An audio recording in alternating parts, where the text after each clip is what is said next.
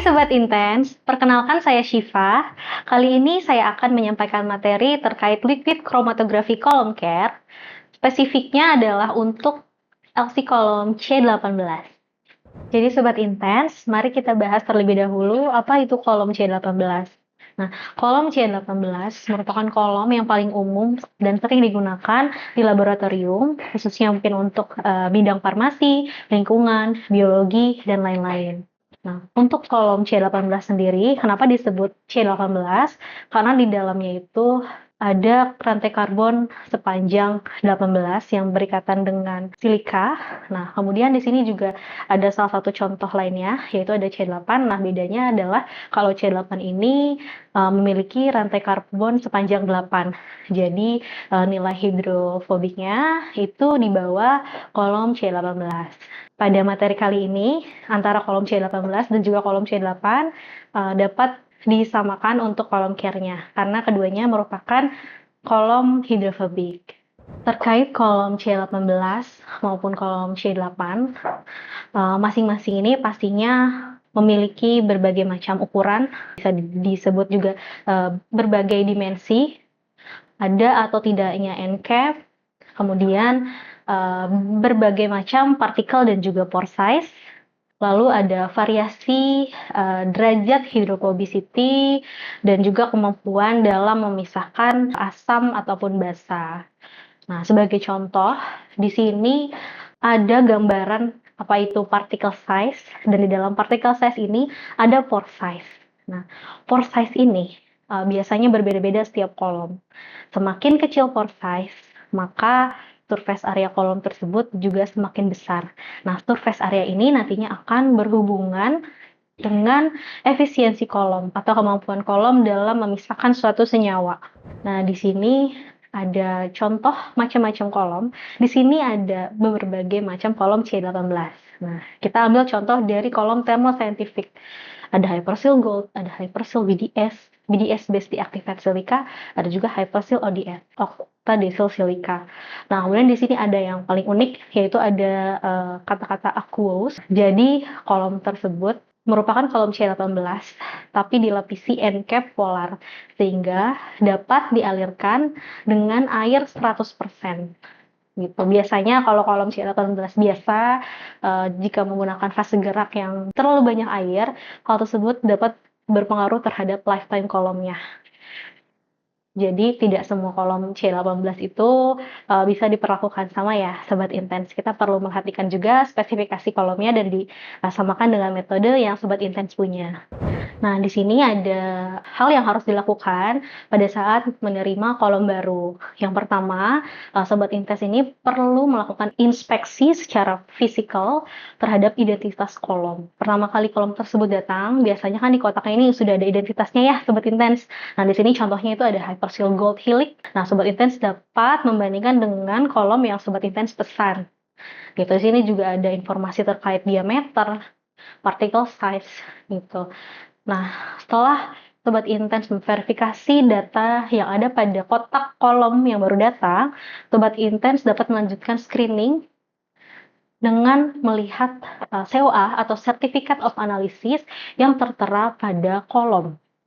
Nah, di sini ada contohnya ini ada di sini ada identitasnya, ada part number, ada jenis kolomnya, ada serial number, ada lot number, dan kolom dimensi. Dan di sini juga ada particle size. Nah, Sobat Intens dapat melakukan cross check juga pada dokumen yang ada di Certificate of Analysis dengan kotak kolom. Nah, selain itu, Sobat Intens juga dapat membandingkannya dengan informasi yang ada pada kolom yang Sobat Intens dapatkan. Nah, jika sudah sesuai, Sobat Intens dapat beralih ke paragraf kedua. Di sini ada chromatografi parameter, di mana chromatografi parameter yang pertama ini terkait dengan test condition yang dilakukan pada kolom tersebut. Yang artinya, kolom yang Sobat Intens dapatkan itu sudah lolos quality control dengan dilakukan pengecekan seperti peak yang ada pada bagian kanan. Nah, pertama, Sobat Intens dapat melihat mobile phase-nya. Di sini mobile phase yang digunakan yaitu asetonitrile dan air 60:40. Dengan flow rate sekian, sampel volume sekian, ada wavelength-nya. Kemudian di sini ada temperatur yang digunakan, Lalu di sini juga ada keterangan shipping solvent. Nah, untuk COA ini, contohnya shipping solvent itu menggunakan mobile phase. Jadi dari awal aktivasi sampai nanti diinjeksikan zat-zat sesuai COA ini, Sobat Intens menggunakan asetonitril 60% sesuai dengan COA gitu. Nah, di sini juga ada keterangan pertama yaitu column back pressure. Nah, di sini Sobat Intens dapat membandingkan dengan column back pressure yang tertera di COA dan yang dilakukan real time oleh Sobat Intens di laboratorium. Apakah back pressure yang dihasilkan dari kolom baru tersebut itu kurang lebih sama, yaitu 2100 PSI. Gitu. Kemudian kita beralih ke kromatografi paling kanan. Di sini ada 5 analit ya yang diinjeksikan, ada theophylline, nitroanilin, metilbenzoat, dan juga ada di sini ada osilen ya.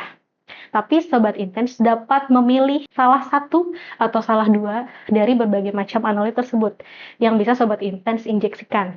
Nantinya, Sobat Intens dapat membandingkan retention time-nya, theoretical plate-nya, dan juga tailing factor-nya, apakah sudah sama dengan test result yang ada di COA Sobat Intens gitu. Nah, jika Sobat Intens memiliki minimal 2, Sobat Intens juga dapat membandingkan resolusinya. Apakah resolusinya sudah terpisah dengan baik antara peak satu dengan peak yang lainnya. Nah, kemudian sebelum Sobat Intens melakukan tes COA sesuai dengan COA kolom yang Sobat Intens dapatkan, Sobat Intens perlu melakukan aktivasi kolom. Nah, untuk aktivasi kolom biasanya disesuaikan dengan COA, terutama kolom storage-nya. Dan di sini kolom storage-nya itu sama dengan mobile phase, yaitu acetonitril 60 sebagai contoh ya. Nah, kemudian pada saat initial installation-nya, itu Sobat Intens dapat mengalirkan kolom dari mulai flow kecil atau flow 0,1 atau 0,2. Nah, kemudian dialirkan sampai baseline-nya stabil. Nah, Sobat Intens juga perlu memonitoring pressure yang dihasilkan dari mulai flow 0,2, kemudian naik ke 0,4, sampai ke flow rate yang Sobat Intens akan gunakan. Nah, untuk di sini flow rate-nya kan sampai 1,25 ml per minute. Sobat Intens perlu mengaktifasi kolom dari flow kecil sampai ke flow rate 1,25. Nah, kemudian di sini juga ada grafik antara asetonitril dan metanol. Bisa dilihat bahwa asetonitril ini memiliki viskos yang lebih stabil dibandingkan dengan campuran metanol dan air. Nah, di sini Sobat Intens harus hati-hati jika Sobat Intens mengaktifasi kolom dengan metanol. Karena dengan perbandingan tertentu, contohnya di sini metanol dan airnya 40%, itu memiliki viscosity yang lebih besar dibandingkan mungkin airnya hanya sedikit atau airnya banyak sekalian gitu. Nah, ini dampaknya adalah akan meningkatkan back pressure. Nah, khawatirnya nanti kolom yang Sobat Intens punya itu memiliki back pressure yang tinggi. Nah, kemudian di sini juga ada pengaruh dari tubing dan fittings yang Sobat Intens punya. Nah, di kromatografi biasanya kan sudah ada pasangannya ya, tubing dan fitting yang memang kompatibel untuk kromatografi yang Sobat Intens punya. Dan harus dipastikan bahwa connection antara tubing dan fittingnya itu adalah good connection. Jadi tidak terlalu panjang atau tidak terlalu pendek. Karena apa? Khawatir jika terlalu pendek, nanti di sini ada void atau ada ruang yang dapat menyebabkan peak menjadi broadening dan juga tailing. Nah, kalau terlalu panjang, khawatir ada celah yang akan menyebabkan terjadinya kebocoran halus. Nah, nantinya kalau ada kebocoran halus, retention time yang dihasilkan itu akan maju mundur atau geser-geser. Nah, ini juga ada pengaruh tubing dan fitting. Mungkin tidak terlalu terlihat ya. Terlihat simpel, tapi hasilnya jika tidak menggunakan tubing dan fittingnya sesuai akan menyebabkan performa kolom seperti contoh di sini, yaitu dia dari yang harusnya lancip terus jadi melebar atau broadening. Kemudian karena broadening ini akan mengurangi efisiensi dan juga mengurangi sensitivity. Nah, jika peaknya banyak, nanti hasilnya kromatogramnya ini tidak terpisah secara sempurna antara satu peak dengan peak yang lain, dan resolusinya tidak akan masuk spek gitu. Dan ini contoh yang tidak optimal, peak yang tidak optimal dan peak yang optimal.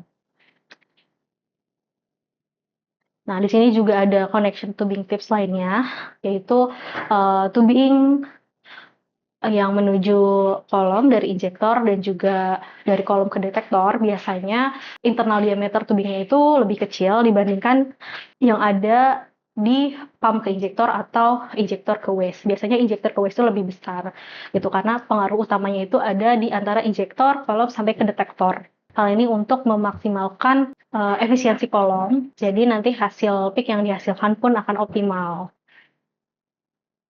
Nah, kemudian kita ke column protection. Kenapa dan bagaimana cara melakukan column protection? Jadi, kenapa sih kita harus melakukan column protection? Yang pertama untuk memaksimalkan lifetime dari kolom. Kemudian dengan lifetime kolom yang panjang, pastinya kita juga akan saving budget ya, dan akan mengachieve dan akan mendapatkan result yang optimal. Nah, biasanya hal yang paling berpengaruh terhadap sumber utama kontaminan yaitu dari sampel matrix ya. Nah, biasanya jika sampel matrix ini terdapat kontaminan yang banyak, hal ini dapat menyebabkan back pressure yang semakin meningkat, kemudian chromatographic performance juga akan menurun. Ditunjukkan dengan peak shape yang splitting, tailing, kemudian efisiensi menurun, dan kehilangan resolusi. Ini adalah hal pertama dalam column protection, yaitu dengan menggunakan column guard. Nah, column guard ini prinsipnya itu tidak boleh merubah retention time. Di sini ada contoh, di sebelah kanan ada peak dengan dan tanpa guard. Jadi keduanya ini sama-sama memiliki runtime 8 menit. Gitu. Nantinya si kontaminan yang harusnya masuk ke kolom itu akan tertrap duluan di dalam guard. Nah, untuk penggunaan column guard ini akan menambah atau mengoptimalkan lifetime kolom, sehingga nantinya yang akan diganti secara berkala itu tidak lagi kolomnya terus-menerus diganti, tapi bisa mengganti isi dari guardnya atau cartridge. Nah, di sini ada bagian dari column guard, dan untuk column guard yang ada di sebelah kanan saya, ini contohnya adalah universal guard dari Thermo Scientific, memiliki panjang sepanjang 10 mm, dan diameter dan particle size-nya ini perlu di-adjust sesuai dengan kolom yang Sobat Intens punya. Dan di sini bahannya itu adalah, ujungnya ini adalah PIC, dan belakangnya ini dari titanium, dan keduanya ini inert. Dan kenapa menggunakan PIC? Nantinya PIC ini kan akan berinteraksi langsung dengan kolom, dan ukurannya adalah 0,0625 inch. Nah, untuk universal guard dari Thermo ini bisa dibilang harganya juga lebih ekonomis dibandingkan membeli kolom terus-menerus dan simpel untuk digunakan.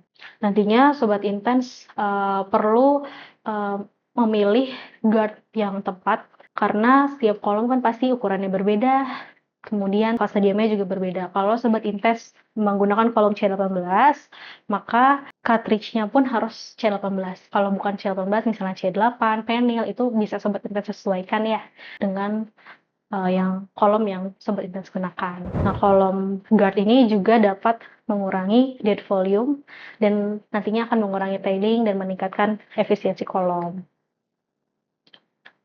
Nah, ini ada bagian kolom, ada cartridge holder, ada guard column cartridge, ada female inlet cartridge holder. Nah, kemudian nantinya guard ini akan dipasang sebelum kolom karena dia berfungsi sebagai penjaga dari kontaminan yang nanti akan tertrap di lingkaran merah ini adalah cartridge. Nah, nanti cartridge ini yang akan Sobat Intens ganti-ganti. Nah, kemudian column protection selanjutnya yaitu adalah dengan menggunakan solvent filter. Nah, solvent filter ini berbahan dasar 100% PTFE polimer, dan di dalamnya itu ada filter 2 mikrometer. Nah, kemudian di sini juga ada rekomendasi UHPLC filter. Jadi untuk kolom UHPLC kan biasanya kolomnya pendek dan juga particle size-nya itu kecil, sehingga perlu menggunakan UHPLC filter agar tidak berubah retention time, dan juga kontaminan yang khawatir masuk ke dalam kolom ini akan terfilter terlebih dahulu di dalam UHPLC filter. Nah, kemudian langkah selanjutnya untuk column protection yaitu dengan optimasi sample preparation. Nah, sebagai contoh di sini ada gambar sirip filter ya Sobat Intens. Sudah hal yang lumrah bahwa untuk preparasi dengan HPLC ataupun HPLC ini wajib untuk disaring dengan seri filter. Nah, untuk seri filternya itu macam-macam, bisa menggunakan PPDF, nilon, PTFE, dan itu nanti akan disesuaikan dengan jenis sampel yang Sobat Intens punya.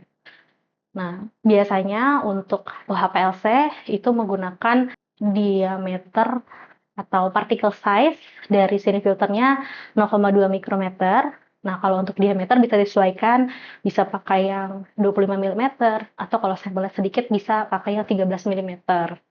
Nah, kalau untuk HPLC, Sobat Intens dapat menggunakan yang memiliki particle size 0,45 mikrometer gitu.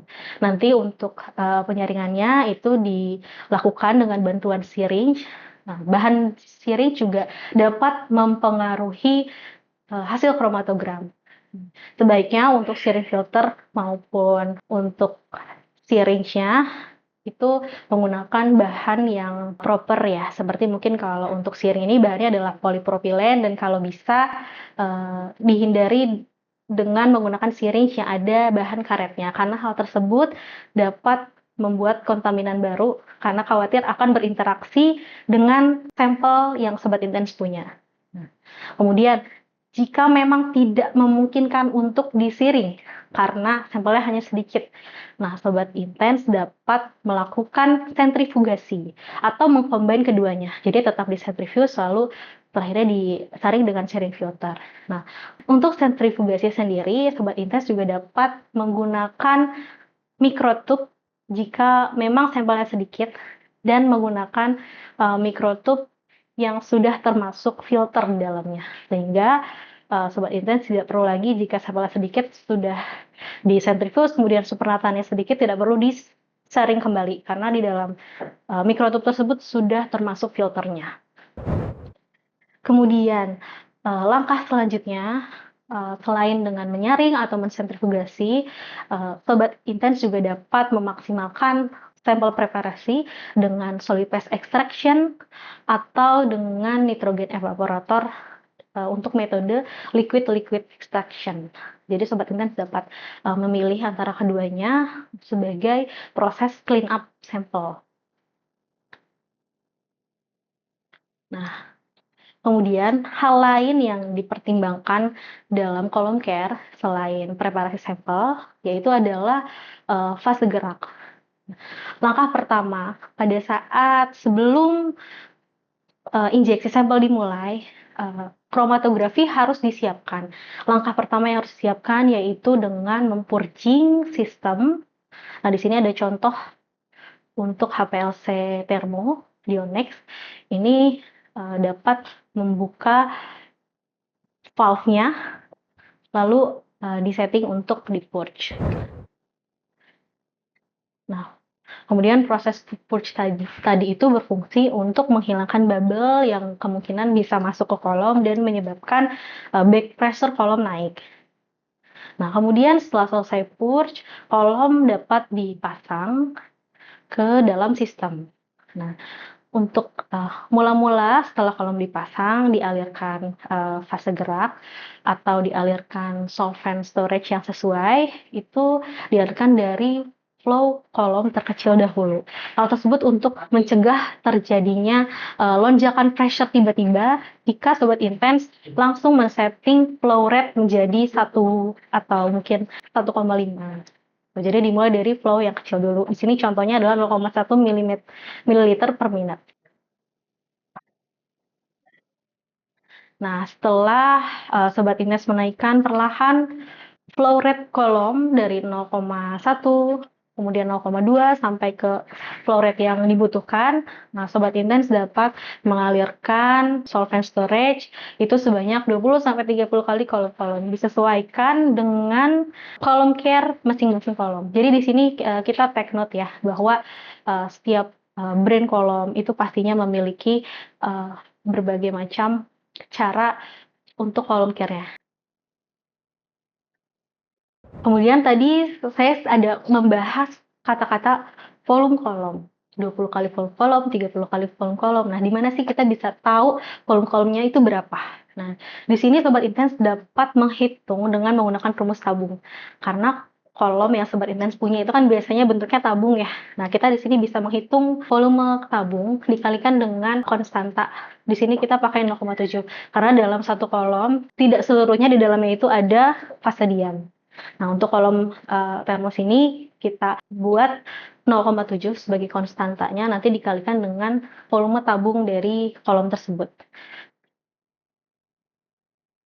Kemudian hal yang harus diperhatikan terkait dengan fase gerak, yaitu yang pertama, Sobat Intens dapat menggunakan HPLC grade solvent. Ini sangat direkomendasikan karena di HPLC grade solvent ini biasanya sudah melalui proses penyaringan dan kemudian gunakan purity chemical yang paling tinggi.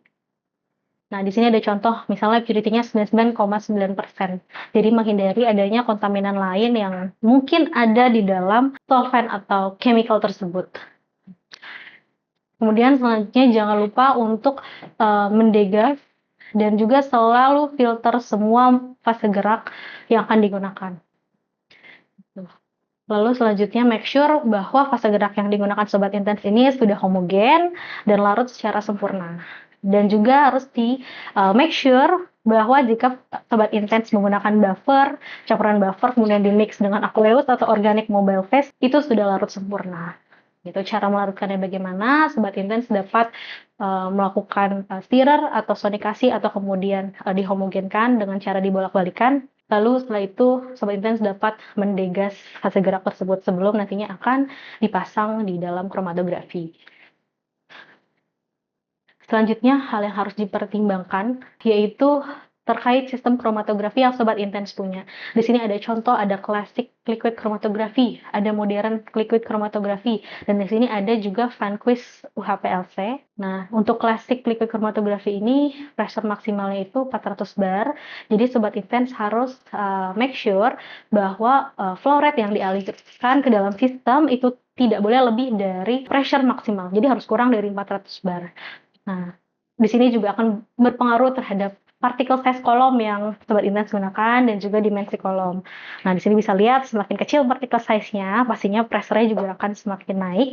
Jadi perlu disesuaikan ya Sobat Intens. Jangan sampai Sobat Intens pakai classic LC tapi pakai kolom untuk HPLC. Nah, kemudian ada tips lainnya, yaitu Sobat Intens harus make sure bahwa fase gerak yang digunakan ini completely mix. Tadi yang seperti saya sudah sampaikan, cara make sure itu dengan melakukan proses stirrer, kemudian setelah di stirrer boleh disonikasi baru dilakukan degas gitu. Nah, apa yang terjadi jika fase gerak yang Sobat Intens punya ini tidak 100% tercampur, khawatirnya akan ada terbentuknya endapan. Nah, endapan ini nantinya akan membuat pressure dari kromatografi Sobat Intens ini tidak stabil. Nah, pressure yang tidak stabil ini akan menyebabkan retention time yang tidak stabil juga.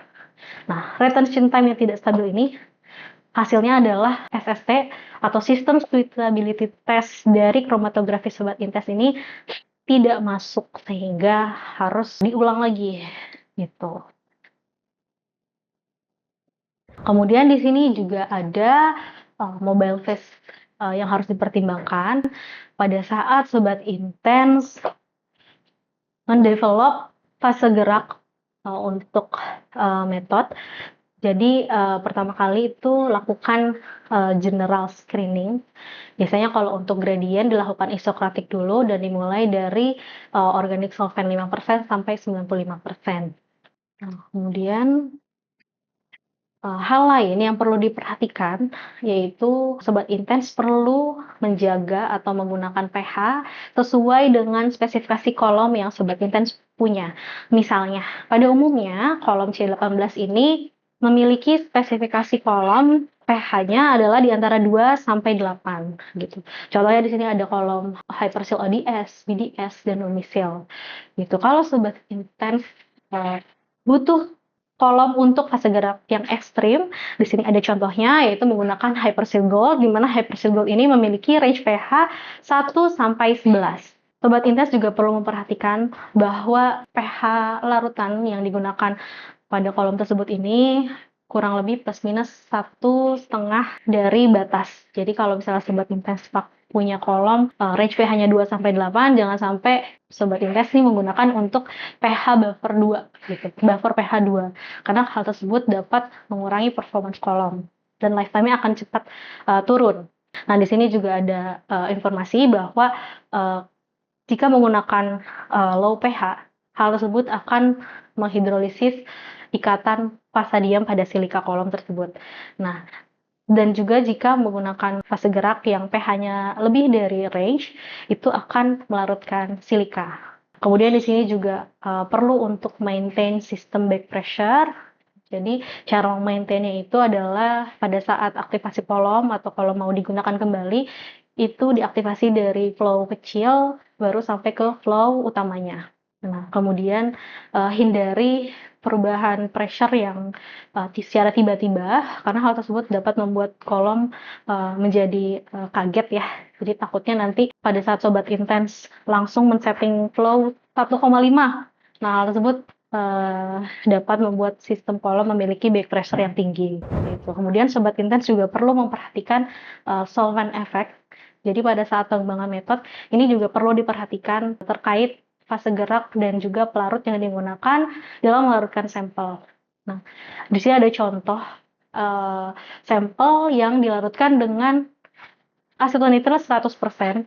Itu dia bentuk peaknya seperti bordening atau bentuk peaknya itu ada agak pecah ya, Sobat Intens.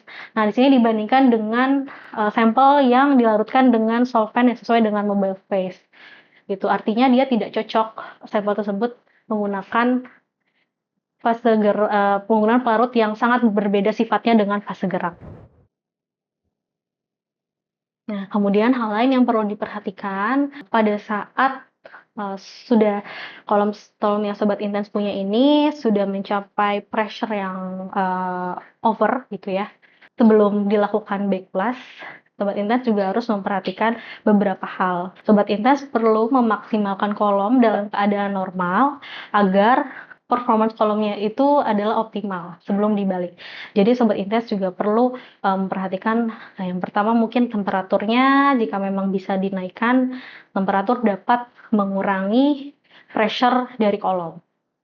Kemudian flow rate-nya, apakah flow rate yang digunakan ini sudah sesuai juga dengan dimensi kolom.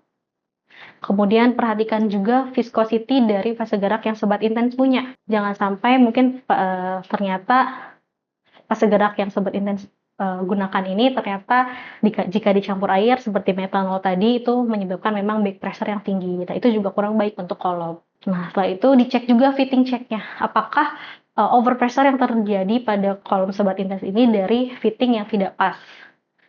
Nah, lalu cek juga kolom kontaminan. Mungkin bisa dicek jika Sobat Intens menggunakan guard kolom, Sobat Intens dapat mengganti terlebih dahulu cartridge di dalam guard tersebut.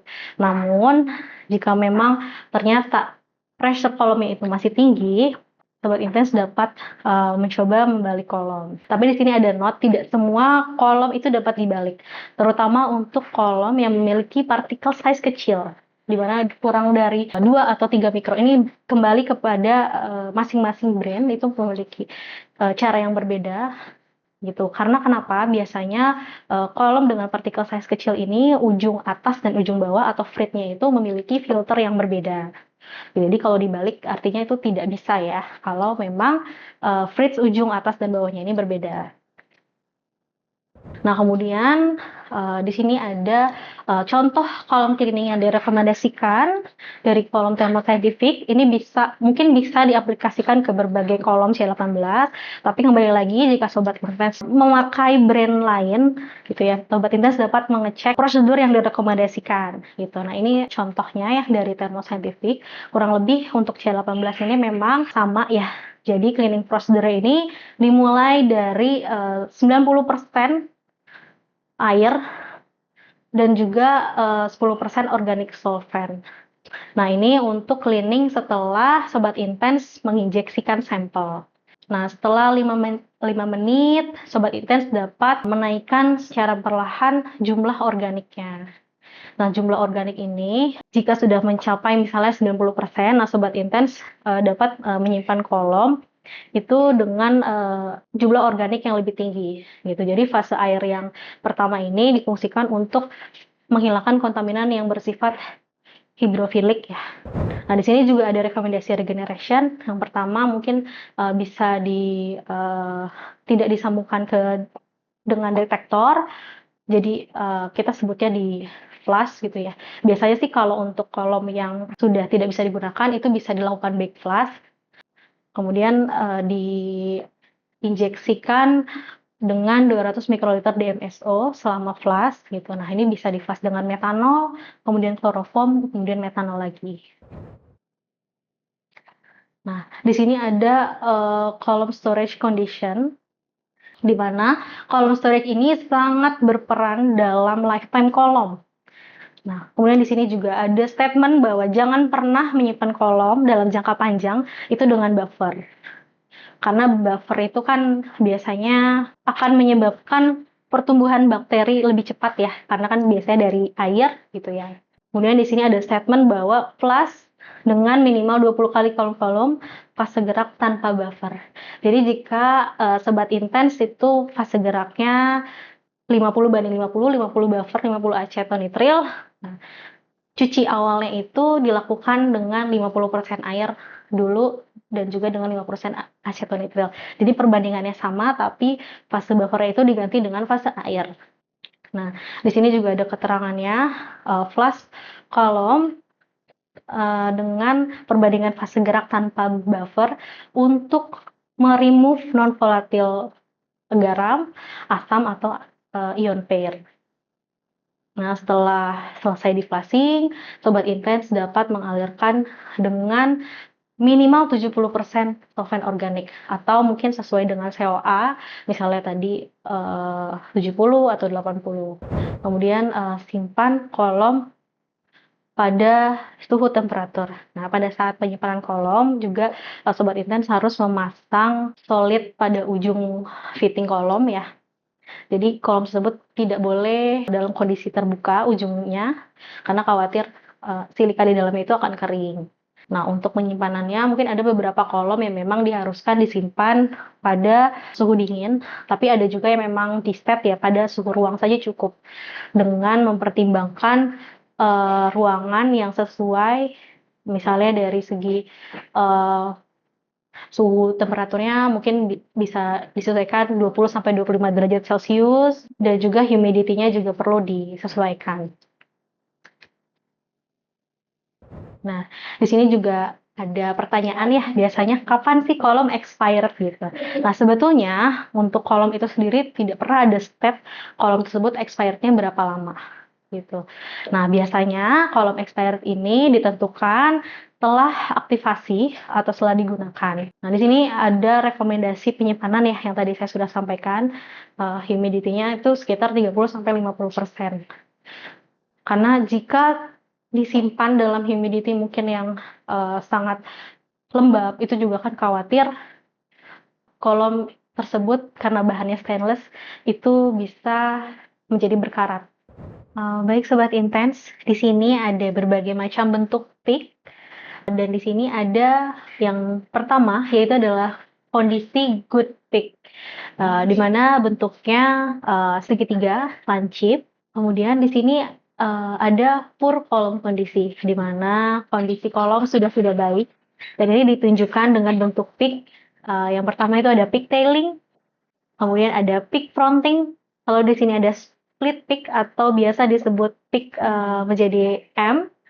Kemudian di sini ada shoulder peak.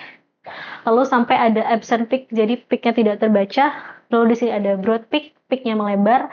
Kemudian di sini ada muncul negatif peak. Gitu. Nah, peak-peak inilah yang menunjukkan bahwa kondisi kolom itu sudah tidak baik atau bisa dikatakan expired jika tidak dapat dilakukan regenerasi atau tidak dapat dibalik lagi. Gitu. Nah, di sini juga ada step-step ya. Jadi setelah Sobat Intens melakukan back flush kolom, tapi back pressure-nya itu masih sama aja atau mengaktifasi kolom dari flow kecil juga sama saja tidak ada perubahan. Kemudian mungkin, setelah di-backflash kolom tersebut kondisinya back pressure-nya kembali lagi, tapi peak yang dihasilkan itu masih bentuknya M atau split peak. Nah nah di sini juga, selanjutnya jika peak masih, menyatu atau tidak adanya resolusi, kehilangan resolusi, kemudian peak, masih broadening, jadi, udah dikondisikan dibalik atau di-backflash dengan larutan regenerasi, peak-nya itu masih, eee, gendut gitu ya, broad peak, lebar, atau mungkin, terjadinya pertukaran retention time. Nah, itu sangat bisa dikatakan bahwa kondisi kolom tersebut, sudah expired. Kemudian, apa yang harus dilakukan jika kolom sudah expired? Pastinya Sobat Intens harus mengganti kolom tersebut, atau jika Sobat Intens menggunakan guard kolom, bisa mengganti cartridge kolomnya. Tapi kalau cartridge kolomnya sudah diganti dan performance peak-nya atau performance kolomnya masih, belum membaik, maka memang kolomnya harus betul-betul diganti, seperti itu. Oke Sobat Intens, sekian materi dari saya terkait LC Column Care C18. Semoga kita bisa bertemu lagi ya. Sampai bertemu lagi di materi selanjutnya.